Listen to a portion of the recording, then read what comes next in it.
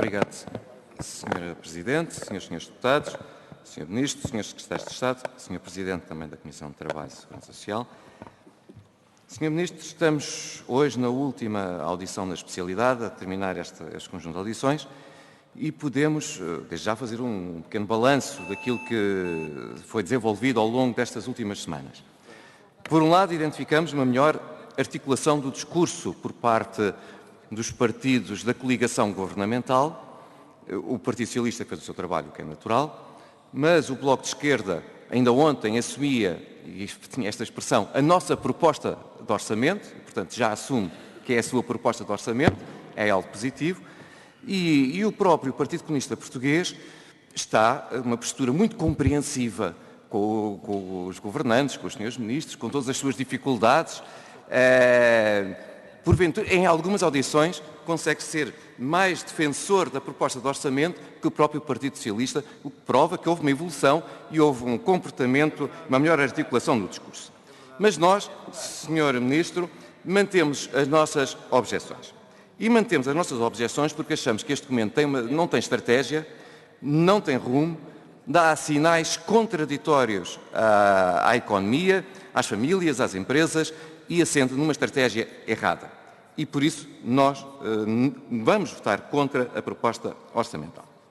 E ao longo destas semanas, se algumas dúvidas foram esclarecidas, ficaram outras e, sobretudo, outras agudizaram-se.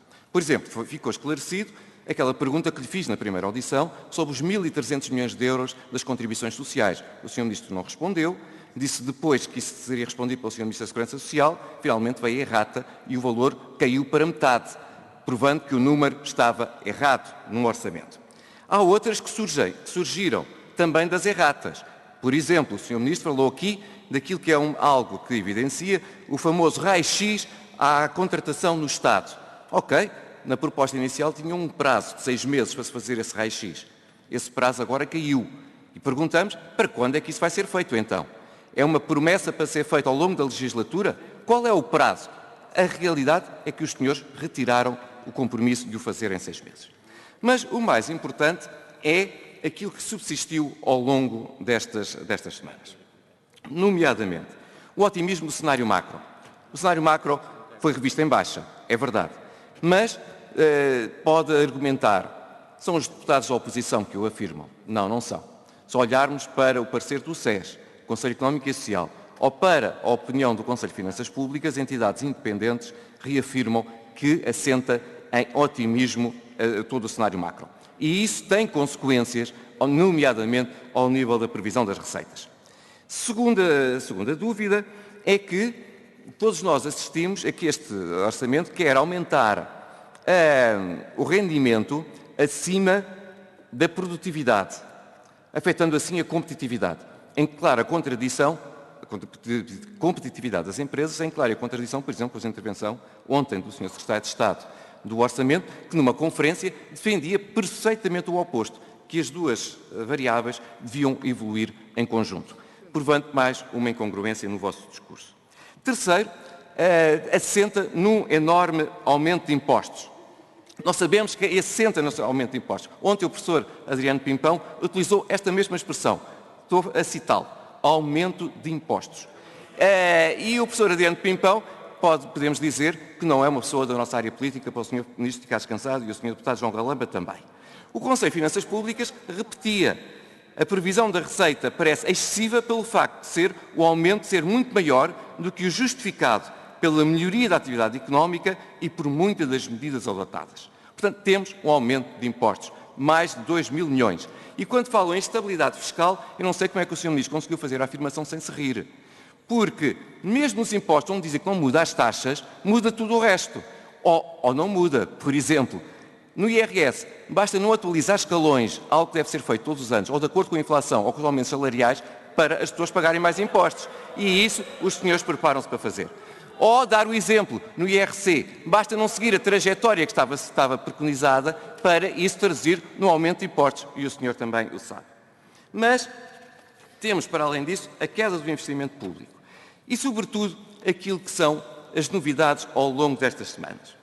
Por exemplo, Sr. Ministro, ontem o Sr. Primeiro-Ministro fez a referência que haverá um investimento adicional de 100 milhões de euros no turismo. E eu pergunto, Sr. Ministro, onde é que isso está? É a acrescer ao orçamento? É a acrescer ao déficit? Uma pergunta concreta. Ou, por exemplo, as infraestruturas de Portugal preparam-se para recomprar subconcessões.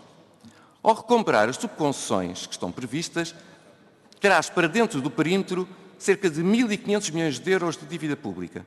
Isso já está contabilizado, Sr. Ministro? É uma pergunta concreta que eu espero que me responda. Ou, por exemplo, a proposta da ADSE, que foi ontem apresentada pelo Partido Comunista Português. É coerente, mas sabemos que tem um impacto entre 50 a 70 milhões de euros. Já está previsto? Ou consome por completo os 50 milhões de euros que o Sr. Ministro dizia que tinha para as propostas da oposição, ou da coligação, melhor dito?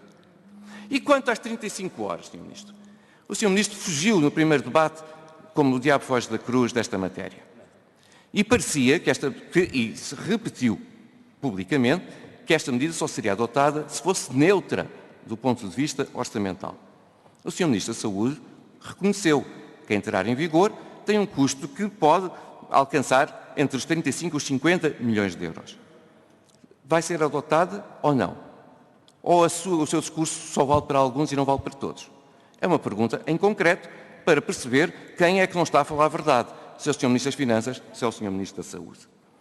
Ou, por exemplo, ainda nos impostos, foi prometido pelo Sr. Secretário de Assuntos Fiscais que, se o preço do petróleo subir, baixa o imposto sobre os produtos petrolíferos. Reassume esse compromisso? É que já esta semana prepara-se para termos um aumento do preço dos combustíveis.